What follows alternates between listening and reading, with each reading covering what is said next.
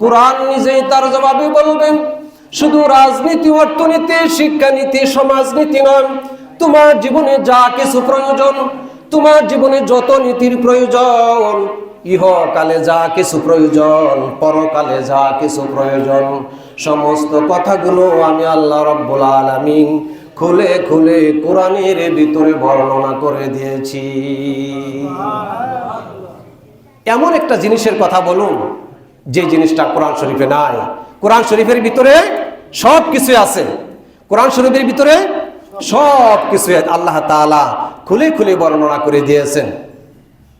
আমরা কোরআনকে শুধুমাত্র একটা ধর্মীয় কিতাব মনে করেছি, অথচ কোরআন শুধুমাত্র একটা ধর্মীয় কিতাব নয়।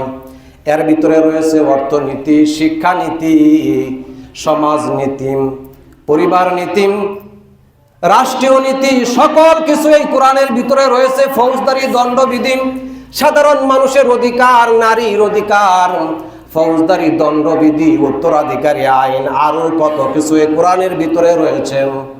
তবে মাঝখান থেকে একটা কথা বলতে চাই, এই কোরআনের ভিতরে রাজনীতি আছে বলে এটা শুধুমাত্র রাজনীতির কোনো কিতাব নয়। এটা কি না? এটা শুধুমাত্র রাজনীতির কিতাব নয়।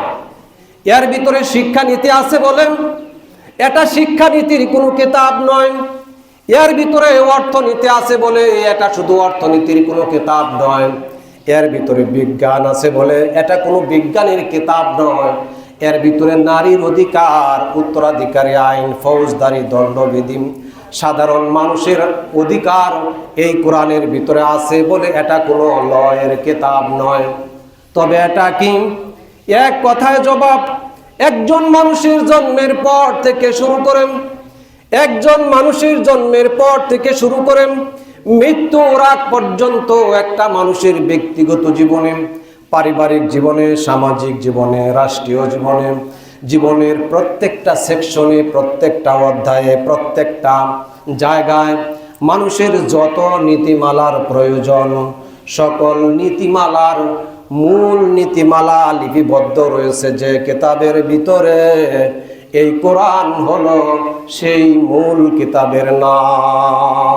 সেই মূল নীতিমালার নাম হচ্ছে আল কোরআন। মানুষের জীবনের, ব্যক্তিগত জীবনে, পারিবারিক জীবনে, সামাজিক জীবনে, রাষ্ট্রীয় জীবনে মানুষের যত নীতিমালা প্রয়োজন, যত নীতিমালার প্রয়োজন, সকল নীতিমালা লিপিবদ্ধ রয়েছে যে কিতাবের ভিতরে। এই কোরআন হচ্ছে সেই নীতিমালার নাম। সেই কিতাবের নাম হচ্ছে কি? আল কোরআন।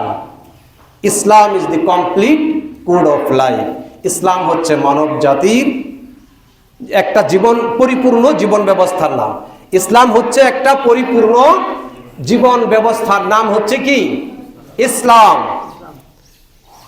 মানুষের জীবনে যত কিছু প্রয়োজন সব কিছু এই কোরআনের ভিতরে কি আল্লাহ তাআলা দেয়া রাখছেন। ইসলাম is the complete code of life. ইসলাম হচ্ছে পরিপূর্ণ জীবন ব্যবস্থা। বলতেছিলাম, আসুন কি কোরআন আল্লাহ রাব্বুল আলামিন আমাদেরকে দান করলেন। বুখারী শরীফের হাদিসের মধ্যে আসছে, কোরআন নাযিল হচ্ছে হযরত জিবরাইল আলাইহিস সালাতু ওয়াস সালাম পয়গম্বর আলাইহিস সালাতু ওয়াস সালামের কাছে প্রতি রমজান মোবারকে আসতেন। এসে বলতেন, ইয়া রাসূলুল্লাহ, ইয়া হাবিবাল্লাহ, কোরআনের যতটুকু নাজিল হয়েছে আপনি তেলাওয়াত করুন। কিতাবের ভিতরে আসছেন পয়গম্বর আলাইহিস সালাতু ওয়াস সালাম কোরআন তেলাওয়াত করতেন, জিবরাইল আমিন শুনতেন। আবার জিবরাইল আমিন কোরআন তেলাওয়াত করতেন, পয়গম্বর আলাইহিস সালাতু ওয়াস সালাম কোরআন তেলাওয়াত শুনতেন। হাদিসের কিতাবের ভিতরে আসছেন এমনই করে করেন যেই বছর পয়গম্বর আলাইহিস সালাতু ওয়াস সালাম ইন্তিকাল করলেন, আল্লাহর জীবনের, আল্লাহর নবীর জীবনের শেষ রমজান মুবারকে হযরত জিবরাইল আলাইহিস সালাতু ওয়াস সালাম এসে বলতেছেন, ইয়া রাসূলুল্লাহ, কোরআন নাজিল তো তামাম হয়ে গেছে, কোরআন নাজিল তো পরিপূর্ণ হয়ে গেছে, এবার 30 পারা কোরআন তেলাওয়াত করুন, আমি তেলাওয়াত শুনি। 30 পারা কোরআন আপনি তেলাওয়াত করুন, আমি তেলাওয়াত শুনি। পয়গম্বর আলাইহিস সালাতু ওয়াস সালাম 30 পারা কোরআন শরীফ তেলাওয়াত করলেন। জিবরাইল আমিন তেলাওয়াত শুনলেন।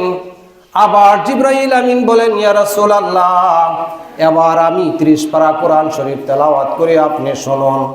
জিবরাইল আমিন 30 পারা কোরআন শরীফ তেলাওয়াত করলেন। পয়গম্বর আলাইহিস সালাতু ওয়াস সালাম তেলাওয়াত শুনলেন। আবার জিবরাইল আমিন তেলাওয়াত করলেন, পয়গম্বর শুনলেন। পয়গম্বর আলাইহিস সালাতু ওয়াস সালাম আবার কোরআন তেলাওয়াত করলেন, জিবরাইল আমিন শুনলেন। আবার জিবরাইল আমিন তেলাওয়াত করলেন, পয়গম্বর আলাইহিস সালাতু ওয়াস সালাম শুনলেন। তার মানে হলো পয়গম্বর আলাইহিস সালাতু ওয়াস সালাম যেই বছর ইন্তেকাল করেছেন, ওই রমজান মুবারকে হযরতে জিবরাইল আমিন 2 বার কোরআন খতম করেছেন। পয়গম্বর আলাইহিস সালাতু ওয়াস সালাম 2 বার কোরআন খতম শুনেছেন। জিবরাইল আমিন পয়গম্বর আলাইহিস সালাতু ওয়াস সালাম 2 বার কোরআন খতম করেছেন, জিবরাইল আমিন শুনেছেন। যাতে করে কোরআন থেকে একটা আয়াত, একটা পেশ, একটা জের জবর, একটা সেমিকোলন, একটা আয়াত যেন কোরআন থেকে বাদ পড়ে না যায়। শেষ রমজান মুবারকে জিবরাইল আমিন 2 বার কোরআন খতম করেছেন, পয়গম্বর শুনেছেন। পয়গম্বর 2 বার কোরআন খতম করেছেন, জিবরাইল আমিন শুনেছেন। যাতে করে কোরআন শরীফ থেকে একটা শব্দ, একটা আয়াত, একটা সেমিকোলন, একটা জের জবর পেশ যেন কোরআন থেকে বাদ পড়ে না যায়। সেই কোরআনের পরিচয় সম্পর্কে বলতেছিলাম। কি কোরআন আল্লাহ রাব্বুল আলামিন আমাদেরকে শিখাইলেন। কেউ যদি কোরআনকে প্রশ্ন করে, ও কোরআন তোমাকে কে নাজিল করলো, কোরআন নিজেই তার জবাবে বলবে, ওয়া তানজিলাম মিম্মান খালাকাল আরদা ওয়াস সামাওয়াতিল উলা। এই কোরআন তিনি নাজিল করেছেন যিনি সুউচ্চ আকাশ আর জমিনকে সৃষ্টি করেছেন। ওই আল্লাহ রাব্বুল আলামিন আমি কোরআনকে নাজিল করেছে। সুবহানাল্লাহ। আবার যদি কোরআনকে কেউ প্রশ্ন করে, ও কোরআন নাজিল হওয়ার পূর্বে তুমি কোথায় ছিলে, কোরআন নিজেই তার জবাবে বলবে, বাল হুয়া কুরআনুম মাজিদুন ফি লাউহিম মাহফুজ। বরং এই কিতাব হচ্ছে, এই কোরআন হচ্ছে মহিমান্বিত, সম্মানিত একটা কিতাব, যা লৌহে মাহফুজে লিপিবদ্ধ ছিল। আমি ছিলাম লৌহে মাহফুজে, লৌহে মাহফুজ থেকে আমি নাজিল হয়েছি। আবার যদি কোরআনকে কেউ প্রশ্ন করেন, ও কোরআন আমরা বুঝলাম তুমি লৌহে মাহফুজ থেকে নাজিল হয়েছো, এবার আমরা জানতে চাই তুমি কার উপরে নাজিল হয়েছ। কোরআন নিজেই তার জবাবে বলবে, ফামিনু বিমা নুজ্জিলা আলা মুহাম্মাদিন ওয়া হুয়াল হাক্কু মির রাব্বিহিম। ঈমান আনো সেই জিনিসের উপরে যেটা মুহাম্মাদুর রাসূলুল্লাহ সাল্লাল্লাহু আলাইহি ওয়াসাল্লামের উপরে নাজিল হয়েছে। আবার অন্য আয়াতেও তার প্রমাণ পাওয়া যায়, তাবারাকাল্লাযী নাযালাল ফুরকান, তাবারাকাল্লাযী নাযালাল ফুরকান আলা আবদিহি লিয়াকুনা লিল আলামিনা নাযীরা। এই কোরআনের নাম শুধু কোরআন নয়, এই কোরআনের আরেক নাম হচ্ছে কি? আল ফুরকান। এই কোরআনের আরেক নাম কি? আল ফুরকান। আল ফারকু বাইনাল হাক্কি ওয়াল বাতিল। সত্য এবং মিথ্যার মধ্যে পার্থক্য সৃষ্টিকারী সেই জিনিসের নাম হলো কি? আল ফুরকান, অর্থাৎ আল কোরআন। এই কোরআনকে যদি আবার কেউ প্রশ্ন করেন, ও কোরআন তুমি কোন মাসে নাজিল হয়েছ, তখন কোরআন আবার জবাবে বলবেন, শাহরু রমাদানাল্লাযী উনজিলা ফীহিল কুরআন। পবিত্র রমজান মুবারকে, পবিত্র রমজান মুবারকের মাসে আমি নাজিল হয়েছি। কি মাসে নাজিল হয়েছে? এ কোরআন কোন মাসে নাজিল হয়েছে? রমজান মুবারকে এই কোরআন নাজিল হয়েছে।